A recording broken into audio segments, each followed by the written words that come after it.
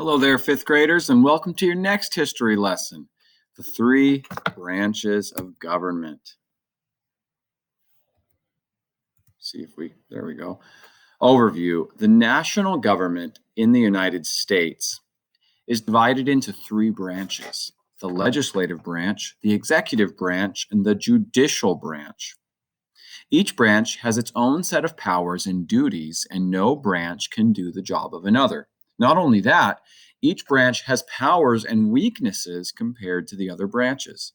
This system of checks and balances ensures that no individual or group becomes too powerful, so it's a protection against tyranny. The legislative branch. Okay, so now we're going to go through branch by branch. We're going to go through the three branches and talk about what they are, what they do. The legislative branch. The legislative branch is in charge of making laws.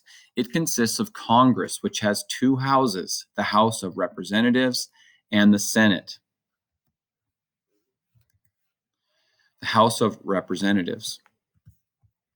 Each state has a number of representatives in the House of Representatives, depending on how many people live in that state. The representatives serve for 2-year terms, and then they have to be reelected in order to stay.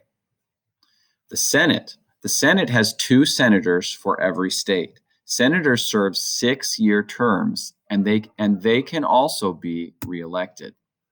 What is their job? The members of Congress write bills, and a bill must be approved by both houses, so by the Senate and the House of Representatives, in order to be passed.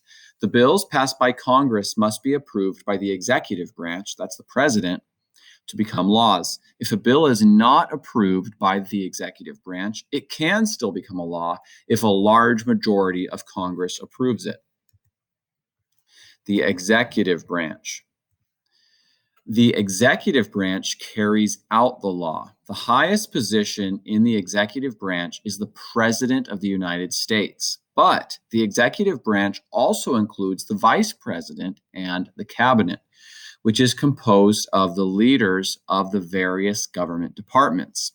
These departments include the Department of State, the Department of Defense, and the Department of Justice.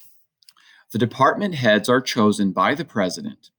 Through these departments, the executive branch enforces the law. The president also commands the military and has the ability to sign treaties with other nations. The president also chooses justices for the Supreme Court. And that brings us to the judicial branch. The judicial branch makes decisions on how laws are to be interpreted. It consists of the Supreme Court, a group of 9 justices who make decisions about whether laws are fair and how they should be applied. Unlike the legislative and executive branches, most justices of the judicial branch serve for life.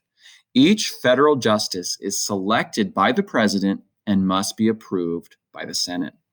That's the end of today's history lesson. I hope you enjoyed it, and I will see you next time. Signing off.